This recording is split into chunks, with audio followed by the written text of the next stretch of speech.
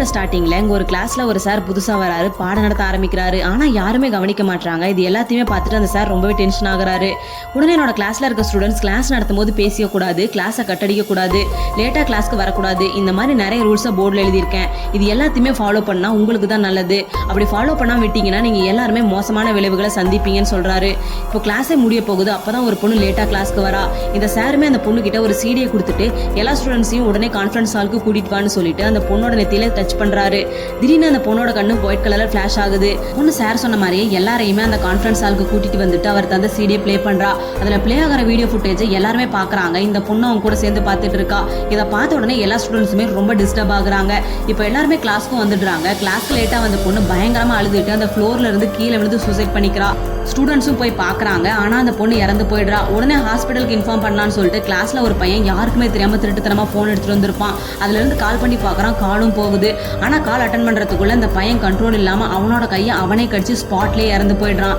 இப்போ நடக்கிறத பார்த்துட்டு கிளாஸ்ல இருக்க யாருக்குமே ஒண்ணுமே புரியல. இப்போ கிளாஸ்ல இருக்க ஸ்டூடெண்ட்ஸ் எல்லாம் தப்பிக்க ட்ரை பண்றாங்க. ஆனா அவங்களுமே என்ன பண்றோம்னு தெரியாம மேல இருந்து கீழே விழுந்து சூசைட் பண்ணி இறந்து போயிடுறாங்க. மீதி ஸ்டூடெண்ட்ஸ்லாம் பயங்கரமா ஷாக் ஆகுறாங்க. அப்பதான் அந்த சார் கிளாஸ்க்கு வராரு. வந்துட்டு உங்களை சுத்தி என்ன நடக்குதுன்னு கண்டிப்பா உங்களால புரிஞ்சுக்க முடியாது. ஆனா ஒரே ஒரு விஷயத்துல மட்டும் நான் உங்களுக்கு ஹெல்ப் பண்றேன். நீங்கெல்லாம் சாகாம இருக்கணும்னா அந்த ஸ்கூல் கேம்பஸ்குள்ள 100 ரூல்ஸை ஃபாலோ பண்ணணும். இதுல முக்கியமான ஒரு கண்டிஷன் இருக்கு.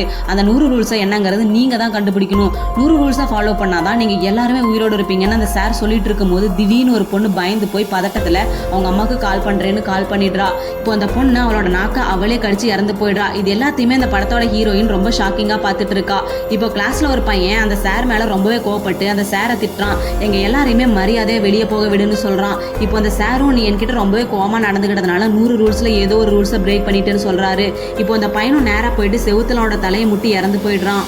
இந்த சாரும் உங்களுக்கு புரியுற மாதிரி நான் சொல்லிட்டேன். இதுக்கப்புறமா நீங்க தான் ரூல்ஸை மீறாம பாத்துக்கணும்னு சொல்லிட்டு போகும்போது கிளாஸ்ல ஒரு பையன் நாங்க ஏதாவது தப்பு பண்ணிருந்தா எங்களை மன்னிச்சிடுங்க, இதுல இருந்து நாங்க எப்படி வெளியே வருதுன்னு அந்த பையன் கேட்கறான். என்கிட்ட பேசணுங்கிற ஆர்வத்துல கிளாஸை விட்டு வெளியே வந்துடாத, இதுவும் ஒரு ரூல்ஸா இருக்கலாம்னு சொல்லிட்டு போயிடுறாரு. இப்போ ஸ்டூடெண்ட்ஸ் எல்லாருமே கிளாஸை விட்டு வெளியே வரவே ரொம்ப பயப்படுறாங்க. ரொம்ப நேரமா கிளாஸ்ல இருக்காங்க. இப்போ அதுல வேடுங்கிற பையன் என்னால கிளாஸ்ல இருக்க முடியாதுன்னு சொல்லிட்டு கிளாஸை விட்டு வெளியே போறான். ஆனா அவனுக்கு ஒண்ணுமே ஆகல. இதை பார்த்த ஸ்டூடெண்ட்ஸ் எல்லாருமே வெளியே ஓட ஆரம்பிக்கிறாங்க. அதுல ஒரு பொண்ணு மட்டும் கேம்பஸ் தாண்டி வெளியே போறா. அவ வெளியே போன உடனே அந்த பொண்ணு அவளோட தலையை பின்னாடி திருப்பி அவளே இறந்து போயிடுறா. இதை பார்த்த மாத்த எல்லாருக்குமே இப்பதான் புரியுது கிளாஸை விட்டு வெளியே போகலாம், கேம்பஸை விட்டு வெளியே போக கூடாதுன்னு. இப்போ அந்த சாரும் வராரு. இந்த இடத்துல உங்களை காப்பாத்துறதுக்காக யாருமே வரமாட்டாங்க. உங்க பேரண்ட்ஸ் கிட்டையும் எங்க ஸ்கூல்ல கொஞ்ச நாள்ல ஈவெண்ட் வருது, அதனால ஸ்டூடெண்ட்ஸ் எல்லாம் ஸ்கூல்லயே ஸ்டே பண்றாங்கன்னு இன்ஃபார்ம் பண்ணியாச்சுன்னு சொல்றாரு. இவர் சொல்லிட்டு இருக்கும் போதே ஒரு பொண்ணு இந்த 100 ரூல்ஸை பத்தி நாங்க எப்படி தெரிஞ்சுக்கணும்னு கேட்கறா. இவரும் எல்லா ஸ்டூடெண்ட்ஸையுமே கிளாஸ் ரூமுக்கு கூட்டிட்டு போறாரு. யாரெல்லாம் உயிரோடு இருக்கணும்னு ஆசைப்படுறீங்களோ அவங்க ரூல்ஸை பிரேக் பண்ணாம இருந்தா மட்டும் போதும். ஆனா அந்த கேமோட முடிவுல ஒரே ஒரு ஆள் மட்டும் தான் தப்பிச்சு போக முடியும்னு சொல்லிட்டு அவரும் மேல இருந்து கீழே வந்து சூசைட் பண்ணிக்கிறாரு. இப்போ எல்லா ஸ்டூடெண்ட்ஸுமே 3 குரூப்பா டிவைட் ஆகுறாங்க. ஃபர்ஸ்ட் நம்ம ஹீரோயினோட குரூப், ரெண்டாவது அந்த வேடுங்கிற பையனோட குரூப், மூணாவது ஒரு குரூப் இருக்கு. இவங்க எல்லாருமே நம்ம ஸ்கூல் என்டர் ஆகும்போது வேற எந்த ஸ்டாஃபையுமே நான் பார்க்கவே இல்லை. ஸ்டூடெண்ட்ஸ்லாம் சூசைட் பண்ணி இறந்து போனதுக்கு இந்த சார் தான் கண்டிப்பா காரணமா இருப்பாருன்னு சொல்லிட்டு 3 குரூப்புமே தனித்தனியாக பிரிஞ்சு தேடி பார்ப்போம்னு சொல்லிட்டு தேட ஆரம்பிக்கிறாங்க. வேடோட குரூப் லைப்ரரிக்கு போயிருக்காங்க. ஹீரோயினோட குரூப் கம்ப்யூட்டர் லேபுக்கும், மூணாவது குரூப் ஸ்டோருக்கும் போய் தேட ஆரம்பிக்கிறாங்க. லைப்ரரிக்கு போயிருந்த வேடுக்கு ஒரு பழைய புக் கிடைக்குது. அதுல 1980s ஒரு கேர்ள் குரூப் இந்த மாதிரி ஒரு வீடியோ ரிலீஸ் பண்ணியிருக்காங்க. அந்த வீடியோவை பார்த்தா தான் ஹிப்னாட்டிஸ் ஆகிடுறாங்க. மைண்டை கண்ட்ரோல் பண்ணிடுவோம். மைண்ட் கண்ட்ரோல் வந்ததுக்கு அப்புறமா அந்த கேர்ள் குரூப் ஆளுங்க அவங்க சொல்றதை செய்ய சொல்லுவாங்க. அப்படி செய்யலைன்னா அவங்கள சாக்க வச்சிருவாங்கன்னு அந்த புக்ல 1980s வாழ்ந்த கேர்ள் குரூப் பத்தி போட்டிருக்குன்னு சொல்லிட்டு அந்த வேர்ட் சொல்றான். ஆனால் அந்த வேர்டுக்கு நல்லாவே இங்கிலீஷ் தெரியும். மற்ற ஸ்டூடெண்ட்ஸ்க்குலாம் ஜாப்பனீஸ் மட்டும் தான் தெரியும். அதனால அந்த வேர்டுங்கிற பையன் அந்த புக்கில் இருக்க நிறைய விஷயங்களை சொல்லாமல் மறைச்சிடுறான். இப்போ அந்த புக்கில் 50 ரூல்ஸ் இருக்குன்னு சொல்லிட்டு போர்டில் எழுதி போட்டுடுறான். ஆனால் வேர்ட் கண்டுபிடிச்ச புக்கில் டோட்டலாக 60 ரூல்ஸ் இருக்கும். இந்த வேர்டு ஒரு செல்ஃபிஸ், இந்த ஸ்கூல் கேம்பஸை விட்டு வெளியே தப்பிக்கணும்னு சொல்லிட்டு இந்த மாதிரி பண்ணிட்டு இருக்கான். இப்போ 3வது குரூப்ல இருக்க பசங்க ஸ்டோர் ரூமுக்கு போறாங்க. அங்கே ட்ரிங்க்ஸ்லாம் இருக்கும். அதை எடுத்து குடிச்சிடுறாங்க. அப்போ 100 ரூல்ஸ்ல ஏதோ ஒரு ரூல்ஸ் பிரேக் ஆகி எல்லாருமே சூசைட் பண்ணி இறந்து போயிடுறாங்க. வேர்டு ஒரு பொண்ணு கூட ரொம்ப க்ளோஸா பேசிட்டு இருக்கான். அந்த பொண்ணு உனக்கு கிஸ் பண்ணலாம்னு சொல்லிட்டு பக்கத்துல வரா. அப்போ ரூல்ஸ் பிரேக் ஆகி அந்த பொண்ணு ஒரு ஷார்ப்பான பொருள் எடுத்து கழுத்தறுத்து சூசைட் பண்ணி இறந்து போயிடுறா. இந்த வேர்டு அந்த இடத்துல இருந்து எல்லாரையுமே சாகடிச்சுட்டு அவன் மட்டும் தப்பிக்கலாம்னு சொல்லிட்டு பிளான் போட்டுட்டு இருக்கான். 60 ரூல்ஸ்ல மீதி 10 ரூல்ஸ் தெரிஞ்சு வச்சுக்கிட்டு மற்ற ஸ்டூடெண்ட்ஸ் எல்லாம் பிரேக் பண்ண வச்சு சாகடிச்சிட்டு இருக்கான். இப்போ மைக்கோட டீம்ல இருந்து ஒரு பையன் வேர்டு கிட்ட போயிட்டு நீ தான் எங்க ஃப்ரெண்டை சாகடிச்சிட்டான்னு எனக்கு தெரியும், நீ மட்டும் தான் அந்த இடத்துல இருந்து உயிரோட போகணும்னு சொல்லிட்டு ஆசைப்படுற, அதனாலதான் அவளை சாகடிச்சிட்டேன்னு சொல்லிட்டு இருக்கும்போது வேர்டு அவன் மேல எந்த தப்பு இல்லாத மாதிரி நடிக்க ஆரம்பிக்கிறான். ஆனா அந்த பையன் நம்பாம ஒரு ட்ரிங்க் பாட்டில் வேர்ட் கிட்ட கொடுத்துட்டு இதை நீயும் குடி நானும் குடிச்சிடுறேன் அப்படின்னு பேசிட்டு இருக்கும் போது அந்த இடத்துல ஹீரோயின் வந்துடுறா.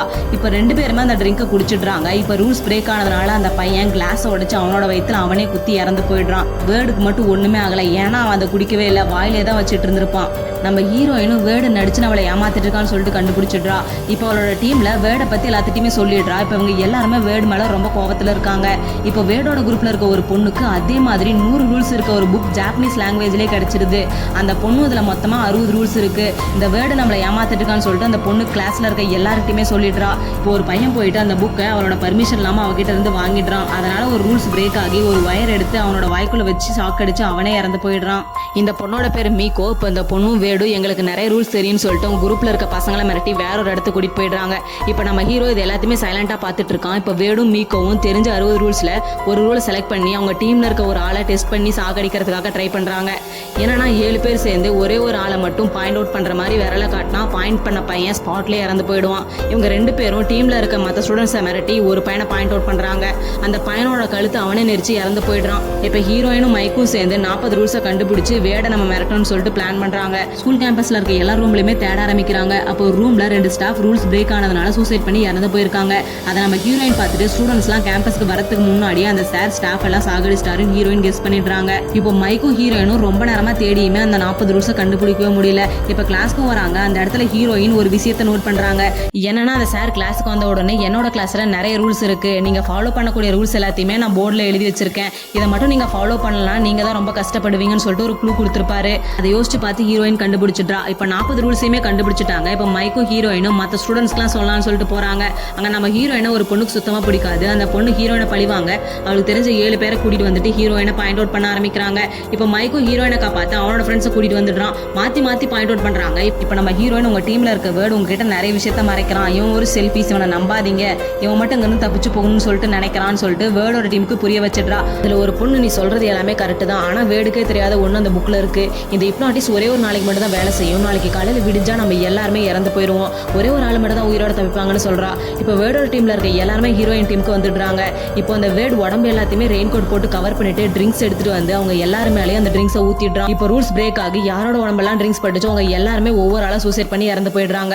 ஹீரோயினும் மைக்கும் அந்த இடத்த விட்டு தப்பிச்சு போயிடுறாங்க. மறுபடியும் வந்து செக் பண்ணி பார்த்தா அவங்க கூட வந்து எல்லாருமே இறந்து போயிருப்பாங்க.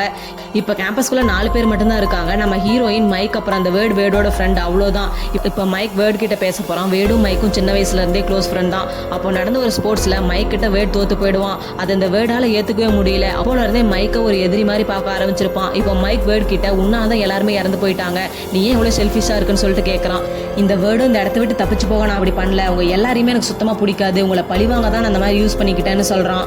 நான் சொல்றதுல நம்பிக்கை இல்லைன்னா நம்ம 2 பேருமே ட்ரிங்க்ஸ் பண்ணலாம், எனக்கு உயிர் மேல ஆசை இல்லைன்னு வேர்டு சொல்றான். 2 பேரும் ட்ரிங்க் குடிக்க ஸ்டார்ட் பண்ணும்போது வேர்டோட ஃப்ரெண்ட் ஓடி வந்துட்டு இந்த வேர்டால தான் எல்லாருமே செத்தாங்கன்னு சொல்லிட்டு பாட்டில் எடுத்து வேர்டோட தலையில அடிச்சு உடைச்சிடறான். இப்போ ஏதோ ஒரு ரூல்ஸ் பிரேக் ஆகி அவனும் இறந்து போயிடுறான். இப்போ வேர்டு இல்லாத டைம்ல மைக் ஒரு பிளான ஹீரோயின் கிட்ட சொல்றான். என்கிட்ட 2 டேப்லெட்ஸ் இருக்கு, நாளைக்கு விடியறதுக்குள்ள அந்த வேர்டை நம்ம உயிரோட விடக்கூடாது, நான் சொல்ற டைலாக் மட்டும் தான் நீ அவங்க கிட்ட சொல்லணும்னு சொல்லிட்டு சொல்றான். இப்போ இன்னும் கொஞ்ச நேரத்துல விடிய போகுது. இவங்க 3 பேரும் ஸ்கூலோட டாப் ஃப்ளோருக்கு போறாங்க. இப்போ மைக் அந்த சாரோட ரூம்ல இருந்து எனக்கு 2 டேப்லெட் கிடைச்சிருக்கு, இந்த விஷயத்த நான் வேற எந்த ஸ்டூடெண்ட்ஸ் கிட்டயுமே சொல்லல, இப்போ விடிஞ்சிச்சுன்னா நம்ம 3 பேருமே இறந்து போயிடுவோம், யார் சாப்பிட்றாங்களோ அவங்க மட்டும் தான் இதுல இருந்து தப்பிச்சு வெளியே போக முடியும், ஆனா என்கிட்ட 2 டேப்லெட் மட்டும் தான் இருக்கு. இப்போ மைக் சொன்ன டைலாக ஹீரோயின் சொல்றா. அப்போ இந்த 2 டேப்லெட்டையும் நீங்க சாப்பிட்டுட்டு விடியறதுக்குள்ள அந்த இடத்த விட்டு தப்பிச்சு போயிடுங்கன்னு சொல்றா. இதை கேட்டுட்டு மைக்கு நீ தான் என்னோட ஃப்ரெண்டு, நான் உனக்கு தான் கொடுப்பேன்னு சொல்லிட்டு ஹீரோயின் கிட்ட சொல்றான். இப்போ வேர்ட் வேகமா வந்து மைக் கிட்ட இருந்து ஒரு டேப்லெட் எடுத்து வாய்க்குள்ள போட்டுக்கிறான். இப்போ வேர்டு நம்ம தப்பிச்சிட்டோன்னு சந்தோஷமா நினைச்சுக்கிட்டு இருக்கான். இப்போ மைக் சிரிச்சுக்கிட்டே நீ ஒரு செல்ஃபிஸ்ன்னு தெரியும், அதனால தான் உங்ககிட்ட நான் ஒரு கேமை ப்ளே பண்ணேன், இது சாரோட டேப்லெட் கிடையாது என்னோட டேப்லெட் தான், நீ ஒரு செல்ஃபிஸ்ன்னு சொல்கிறான். இப்போ வேர்ட் பதட்டப்பட்டு மைக்கை அடிச்சிடுறான். இவன் இப்படி பண்ணதுனால வயலன்ஸ் ரூல் பிரேக் ஆகி வேர்ட் மேலேருந்து கீழே குதிச்சு இறந்து போயிடுறான். இப்போ மைக் ஒரு ஷார்ப்பான பொருள் எடுத்து அவனே குத்திக்கிறான். எதனாலனா மைக்குக்கு ஹீரோயினை ரொம்பவே பிடிக்கும், அதனால தான் அவன் இந்த மாதிரி பண்ணியிருப்பான். நீ இந்த இடத்த விட்டு தப்பிச்சு போயிட்டு இப்படி நடக்கிறதுக்கு காரணமான அந்த கல்ட் குரூப்பை பற்றி போலீஸ் கிட்ட சொல்லிடுன்னு சொல்லிட்டு மைக் இறந்து போயிடுறான். அப்போ விடிஞ்சிருது. போலீஸும் எல்லா விஷயமும் தெரிஞ்சு ஸ்கூல் கேம்பஸ்க்கு வராங்க. போலீஸ் ஹீரோயின் கிட்ட என்ன நடந்துச்சு, யாரு காரணம்னு சொல்லிட்டு கேட்குறாங்க. இவளும் அவரோட நேம் சீன், அவர் ஸ்கூல் ஸ்டாஃப், அவர் தான் எல்லாத்தையுமே காரணம், ஆனால் அவரும் சூசைட் பண்ணி இறந்துட்டாரு, அவரோட உடம்பு ஸ்கூலுக்கு பேக் சைடில் இருக்குன்னு சொல்லிட்டு சொல்றா. போலீஸும் போயிட்டு தேடி பார்க்குறாங்க, ஆனால் அந்த சாரோட உடம்பை கண்டுபிடிக்கவே முடியல. அவங்களும் ஹீரோயின் கிட்ட வந்துட்டு பாடி இங்கே இல்லைம்மா, வேற ஏதாவது ப்ரூஃப் இருக்கான்னு சொல்லிட்டு கேட்குறாங்க. ஹீரோயின் கிட்ட ப்ரூஃப் எதுவுமே இல்லை. போலீஸும் நீங்கள் சொல்கிற மாதிரி சின்னுங்கிற பேரில் இங்கே ஸ்டாஃபே இல்லைன்னு சொல்கிறாங்க. இந்த கேஸும் ரொம்ப வருஷமாக நடந்துகிட்டே இருக்குது, ஆனால் யாரு காரணம்னு சொல்லிட்டு கண்டுபிடிக்கவே முடியல.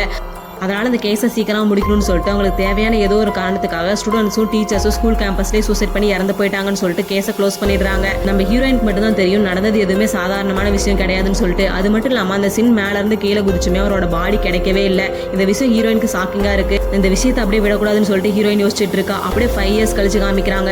ஏதோ ஒரு ஆள் சடங்கு பண்ணிட்டு இருக்கும்போது ஹீரோயின் மடக்கி பிடிச்சிடுறாங்க. அப்படியே அவரை கட்டி போட்டுட்டு உன்னை கண்டுபிடிக்க 5 வருஷம் ஆயிடுச்சு. உன்ன மாதிரி கல் குரூப் இருக்கிற ஆளுங்கள் எல்லாத்தையும் போலீஸ் ஸ்டேஷனுக்கு அனுப்பினா எந்த யூஸுமே கிடையாது. நீ பண்ண தப்புக்காகவும் நீ பண்ண போற தப்புக்காகவும் சரியான பனிஷ்மெண்ட்டை நான் கொடுக்குறேன்னு சொல்லிட்டு அவன் ரெடி பண்ணி வச்சிருந்த வீடியோவை அவனுக்கே போட்டு காமிக்கிறா. இந்த வீடியோவை பார்க்க ஆரம்பிச்சா அதுல இருந்து கண்ணை எடுக்கவே முடியாது. அது மட்டும் இல்லாம ஹிப்னாட்டிஸ் ஒரு நாளுக்கு ஆக்டிவேட் ஆயிடுது. இங்க ஒரே ஒரு ஆள் மட்டும் இருக்கிறதுனால அவனால தப்பிக்கவே முடியாது. கடைசியில் அவன் இறந்துதான் போகணும். இது எல்லாத்தையும் பக்காவா பண்ணிட்டு ஹீரோயின் அந்த இடத்த விட்டு நடந்து போயிட்டு இருக்காங்க. இந்த மூவில ஹீரோயின் மட்டும்தான் செல்ஃபிஸா இல்லாம மத்தவங்களை காப்பாற்றணும்னு சொல்லிட்டு நினைச்சிருப்பாங்க. Mic சொன்னதையுமே heroine நிறைவேற்றிட்டாங்க. இதோட அந்த மூவி முடியுது.